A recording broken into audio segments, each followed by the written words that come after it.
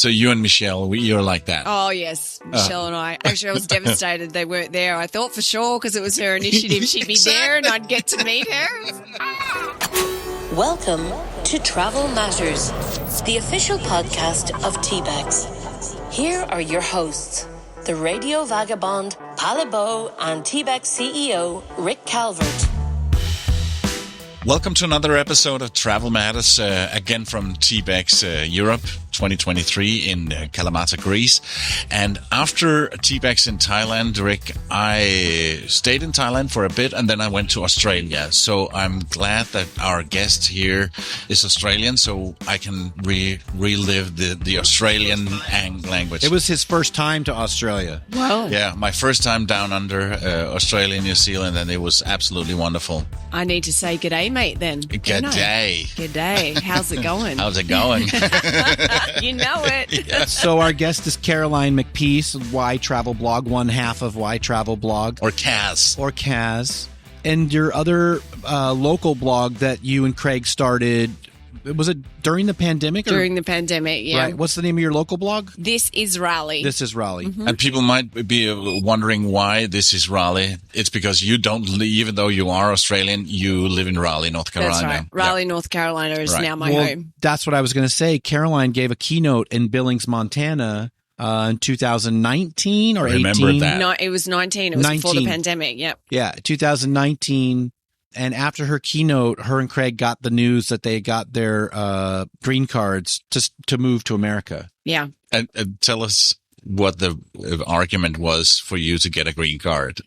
Extraordinary. This is the legitimate title from the US government. The extraordinary ability in the art of travel blogging. I love that. It's awesome. Yeah, I thought it was cool.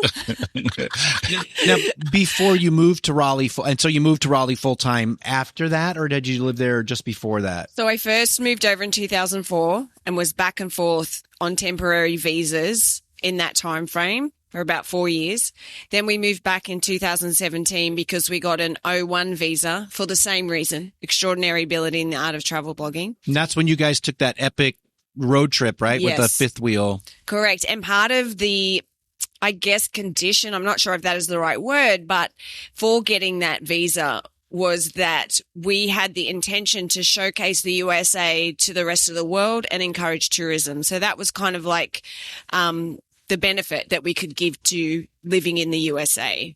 And then once we did that, we were featured on national TV, we could then take that visa and launch it into the green card quite easily. Yeah. Yep. And so you got that green card in 2019, now living in Raleigh full time, which the you dream. love it there. Yeah. I remember you putting pictures on Facebook of your home when you guys got your home, and everybody's like, wow, we want to come, have barbecue at your house. Absolutely. More than welcome. Yeah. We love living in Raleigh. It is a fantastic lifestyle. People wonder, but you're from Australia. Why do you want to live there? Some things are really hard to explain. I just feel like that's my home. You said that. You said this is the first time I feel like I've been home. Yeah, because I've been traveling since I was 21. Australia is a beautiful country. I love it and I miss it. And I didn't realize until I found Raleigh, I didn't realize that I actually never felt like I belonged in Australia. For whatever reason, doesn't mean I don't love it and I don't love to be there. But once I got to Raleigh, I just had the overwhelming feeling that I was home, and I'd never experienced that before. I was always a nomad, and I thought I was a nomad because I just wanted to explore and discover, which I do. I'm a seeker. But I think also part of that was me just never having that feeling of belonging somewhere. But it came to me when I arrived in Raleigh. You're listening to Travel Matters, the official podcast of TBEX. So let's talk about the beginning of yTravelBlog. Did you and Craig start it together? I've got several questions in a row that all kind of go together. Did you start it together? Did you start traveling with the intent to be bloggers, or did the blogging come after? And when did it all begin? Sure. The blogging was definitely after. I first started traveling in 1997. I traveled through Indonesia. I lived in London for 2 years and I taught and traveled through Europe. And I was an elementary school teacher. So I used that as a way to live in other countries and travel. You taught English? I taught English in Bangkok and I just taught regular elementary stuff in London, Dublin, and then eventually in the USA, in Raleigh. And so travel was just always a part of my life. And we were getting older, Craig and I, but we didn't want to give up travel. We didn't want to have to rely on jobs. But did you two start traveling together? Did you know each other before you went, or did you meet on the road somewhere? No, how did that part happen? We're from the same hometown, so we kind of knew each other. We were in like similar circles, and I had been gone from 97 to 2000, and then I came back, and that's when Craig and I started to connect more. And eventually we actually connected over travel. I just come back from traveling. He wanted to travel, so we were constantly talking about it. And then we eventually started dating and got together, and then we got married. And then 3 days after our wedding, we took off and we're gone for 5 years. So we had like a 5-year honeymoon. Nice honeymoon. Was it planned that they should be that long, or did it just no return ticket? Yeah, no return ticket. We moved to Bangkok to teach English there. Then we went to Dublin, and it was just we were just going where the opportunities were. We had no sort of defined intention to stay away for so long. It just ended up being that way. You said that was 2005? We were married in 2002. Okay, 2002. Yeah. So we were traveling for a decade before this thing, travel blogging, came into our world. But really? So we didn't start travel blogging to 2010, and we were looking for something we could do where we didn't have to rely on a job or a visa. And we tried all sorts of different things, get rich quick schemes, all of that failed miserably. We invested poorly. Just to get the money so you could travel. Exactly. Yeah. And that was our undoing. And I was searching one day because I thought, I've got all these stories and all these tips about travel. Maybe I could write a book. And I was like, well, I need someone to sell the book to. And I was searching and I came across travel blogs. I was like, okay, they're writing about my life for the past 10 years. I can do the same. Now, Craig and I, we didn't know anything about blogging. This was in 2010. And we just kind of, instead of chasing the money, we started just chasing back what we loved, which was travel, just talking about travel, helping people travel, and just started blogging. And it just grew from there. Yeah. And it grew like crazy. Yeah, like crazy. It did. And I think we started at a really good time, 2010. Not many people were doing it. And we were in the USA when we started it, but then 6 months later, we had this huge financial crisis and had to return to Australia. So that was really beneficial to us because no one was doing it in Australia. So we really didn't have a lot of competition. And then we decided to travel around Australia for 18 months with our two girls who were 6 and 2 at the same time. And so people were just like, wow, you're actually going on possible? This adventure. Exactly.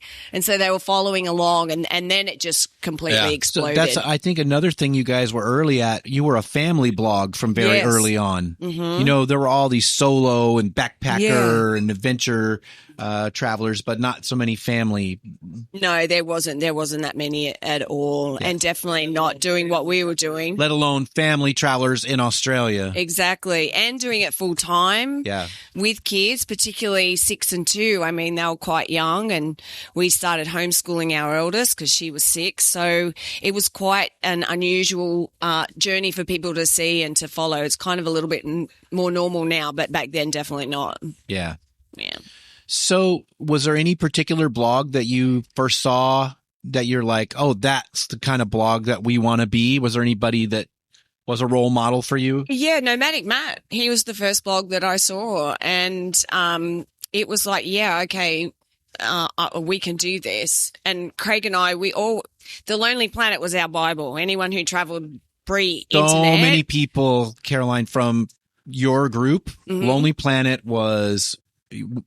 People aspired to be in Lonely Planet, right? Yes. Yeah. Yeah, absolutely. And that was, I mean, it got us around the world and gave us so many joyful memories. So Craig and I really wanted to be like the Lonely Planet, just be informative and help people, but help give them those memories, you know, and make the travel a little bit more personal and relevant. And so when I saw Nomadic Mac's side, it was like, well, he's kind of doing the same thing that we want to do, be that kind of like new version of Lonely Planet. And so he did inspire us a lot. So your first site, was it a WordPress site or? It was WordPress, yeah. It was WordPress. Yeah. And who does the work on the site? Thankfully, not us anymore, but yeah. But you started doing it yourselves? We did. Yeah. I mean, we had no money to invest, and so we very poorly did it. Yeah. But, that's what Jason was saying in his keynote yesterday is you just got to start. Even though you don't know what you're doing, you're better off starting, and then you just figure it out as you go learn along. as you go. Yeah, exactly. Yeah. But now we have Chris from Round the World Labs. He manages our blog for us. Good. He does web development. Does he do hosting too? Yeah, he can do all of that. Give a little plug to Chris from Round the World Labs. Round the World Labs. Yeah. So you write the stuff and take the pictures and then send it to him, and he puts it up.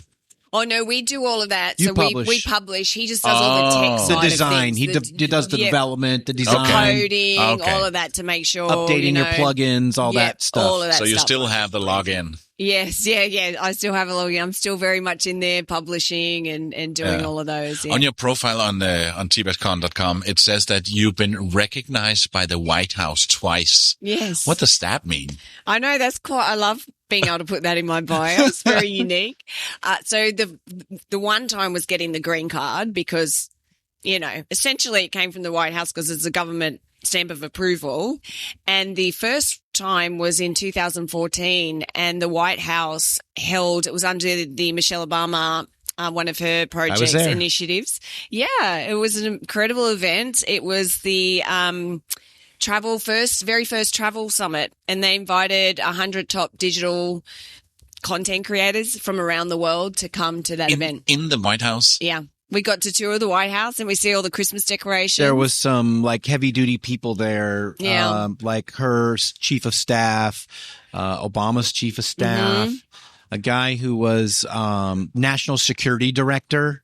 I know this stuff from my political blogger days, and I went over to him. I'm like, "What are you doing here, dude? Don't you got more important things to do than be here with a bunch of bloggers?" And he's like, are important. I just thought it would be fun." Yeah. So. Yeah, that was a wild event. Yeah. So you and Michelle, you're like that. Oh, yes. Michelle and I. Actually, I was devastated they weren't there. I thought for sure because it was her initiative she'd be there and I'd get to meet her. Do you remember when we were leaving, I think everybody left in the same group, but we all got held up because this motor pool was coming in. Yeah. And where everybody's wondering, was that them coming in? But I think it was her mother or something. But it was 75 cars. They held us in a little... It looked kind of like a jail. It wasn't a jail, but there were these gates. Yeah, we were outside, but we were surrounded by gates. And they said, "Oh yeah, you've got to wait here because we've got some VIP coming in and it's a security issue or something." Yeah. And we were there for 45 minutes or longer. We were. Yeah. And then you hear the sirens and then all these black cars pulling in and SUVs and stuff. And yeah, it was just her mom. Wasn't her, unfortunately. Yeah, she didn't wave at us.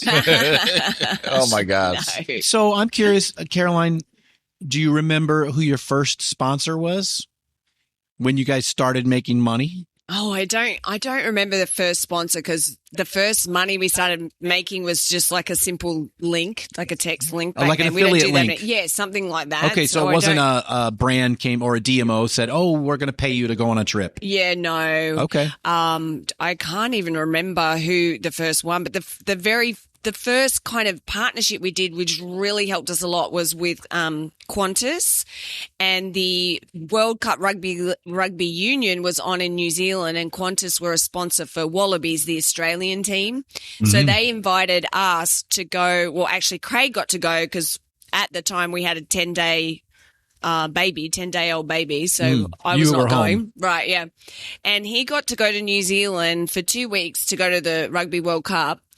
And they had a competition where people won and they could go on this experience that Craig was on. And he was the official correspondent. So he traveled around for 2 weeks in a camper van, sponsored by Qantas, and got to go to all the games and do all these amazing things in New Zealand. And he just shared that experience on the blog. So that was a major partnership for us.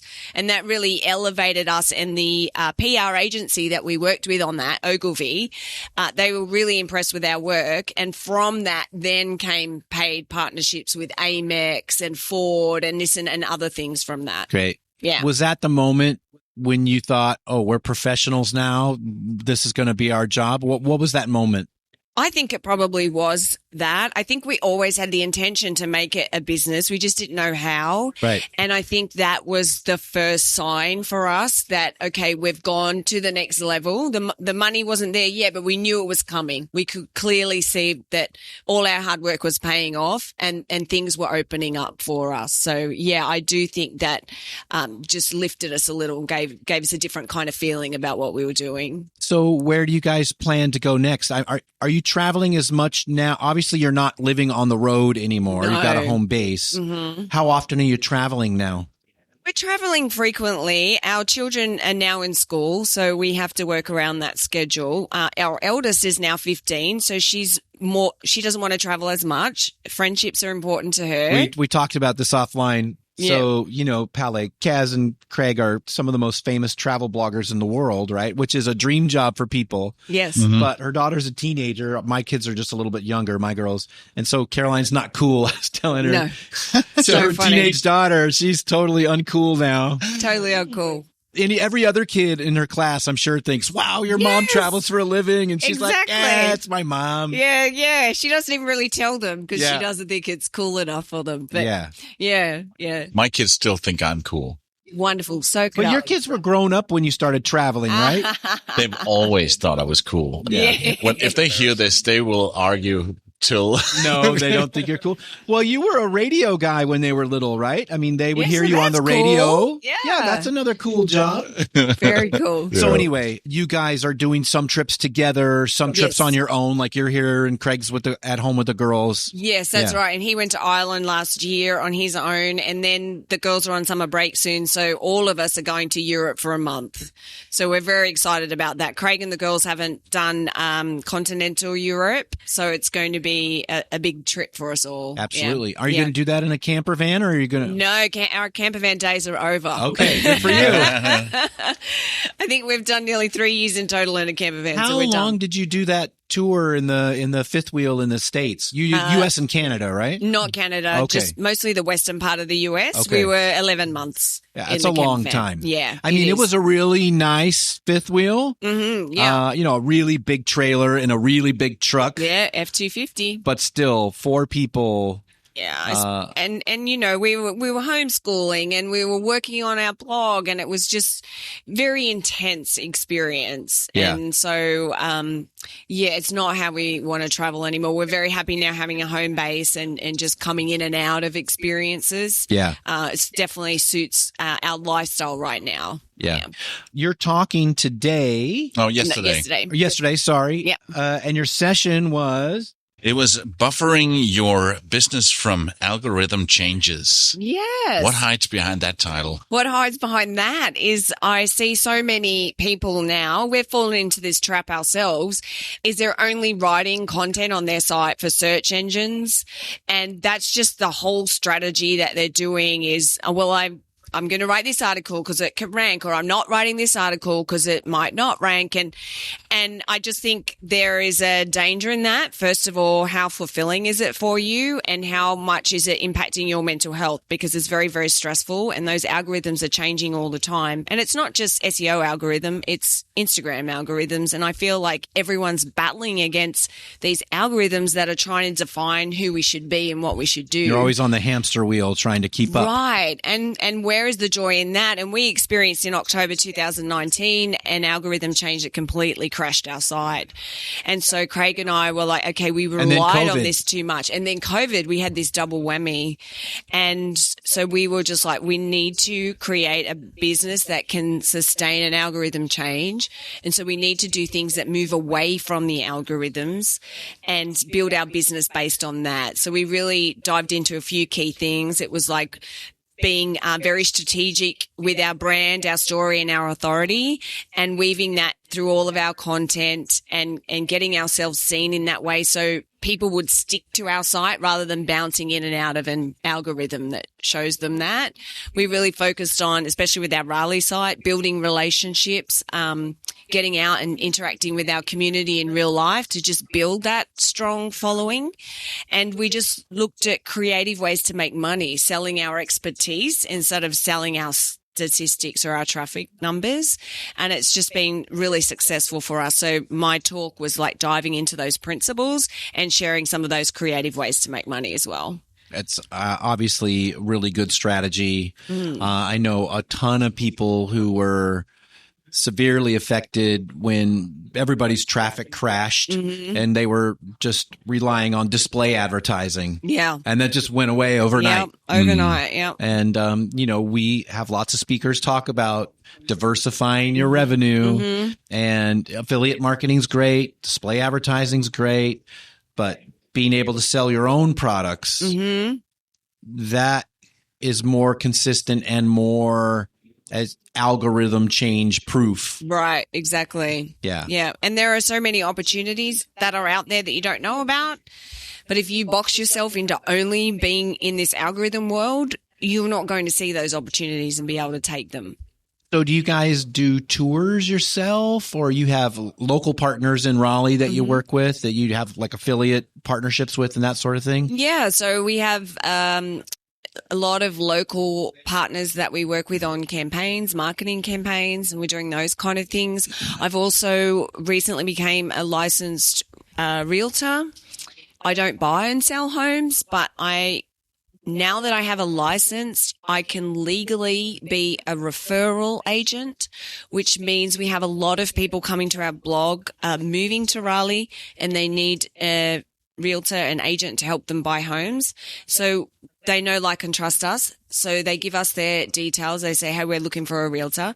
I can refer them to realtors that I know, like, and trust and work with, who help them. And then I can legally get paid a referral commission. That's great. Yeah. So it's really... There's not a lot of travel bloggers doing that. It's not. No. And it's very lucrative. It's very easy, really. You're just a lead generation tool. And if you're writing the relevant content, they're coming to your site. They need help from you. It's just a very simple connection. It's back to what Jason said yesterday. You're providing a solution for your audience. Exactly, yeah. And so you help people move to Raleigh now. And then when they get there, you help them figure out what to do once they live there. Exactly, yeah. We help them like dive into the community, and we have, we're recognized nearly every time we go out in Raleigh, and people will come up to us and say, oh my gosh, we moved here because of you. Because, we were like, well, you've lived in 5 countries, you traveled to over 60, you're from Australia, you could live anywhere, and you chose Raleigh, so it must be good. And then they're like, you're just really helping us enjoy where we're living. And that's, that's coming back to that, what's the purpose? Like bringing the purpose and the joy back to what we're doing. And we found that by stepping away from being controlled by these algorithms. Yeah. You still do brand partnerships as well with other national, international brands as well. Yes, we do. Yeah. On the travel side. So the Europe trip, we have some sponsored content with Allianz Travel Insurance and Globus Tours. They're a global tour company. And we're, for the first time, experiencing their River Danube cruise with Avalon Waterways, because they want to start reaching the family travel market to showcase that it's a really cool thing to do with kids. Yeah. So we're going to help tell that story and share that experience. That's great. And you're still speaking Australian. You're not picking up the southern drawl. No, thank you. No, I'm Aussie all the way. My kids have got the southern drawl, though. Do they say y'all? I do. Yeah, they do. And you know what? I do say y'all. You do. Because in Australia we say yous, and I think that just doesn't sound good. No. My mum never liked it. She always said, you're not talking about female sheep. So now I say y'all to please my mother. Have you found, do you like barbecue? Yes. Have you found a favorite barbecue place in town? Yes. I actually am not a big fan of Carolina barbecue. Yeah, I'm which more is its like own a brisket thing. person. Yeah. So I'm more Texas barbecue. Yeah, I'm more finding the places that have Texas barbecue. Okay. Yeah. Yeah. So you go to Austin for your barbecue. I'm planning to. I haven't done it yet, but I need to. You need to go a little bit south of Austin to Lockhart. That's where they have the good Brennan, barbecue. who's speaking now, he's told me about Lockhart. Oh, it's so unique. I had a house sit there. Yeah. It's very famous throughout Texas for the barbecue. Yeah, there you go. Yeah. That's twice I've heard it in 2 days. I missed your session yesterday. I was sitting in on JJ's session, but that's why I'm so happy there's something called the virtual ticket. Yes. And how far after a TBEX will they be available? About 2 weeks after the conference, we'll send a link to everybody who was here, who can watch all the sessions on video. And if you weren't here, you can buy a ticket online. Great. That's great because the information has been amazing and I'm really excited to check out those videos of the sessions I couldn't get to. Because you can't be everywhere at once. No, you can't, unfortunately. And we're keeping you from something I know you wanted to see right now. Yeah. Caroline, thank you so much for Thank joining you. us. I'm Thanks so for- happy that we pleasure. finally did that because in Billings, I was chasing you and said, we need to find time to sit down. And I know. it was only a few years after we managed to do we it. did So it. Better thank late you so than much, never. Caroline. Thank you for having me, and I have to say uru. That's Australian for goodbye. Okay, I missed that. Thank you. Thank you. You've been listening to Travel Matters, the official podcast of TBEX. This episode of Travel Matters was hosted by TBEX CEO Rick Calvert and Radio Vagabond Palabo and produced by radioguru.co.uk. See more about upcoming TBEX events on tbexcon.com. You can follow Palabo on theradiovagabond.com.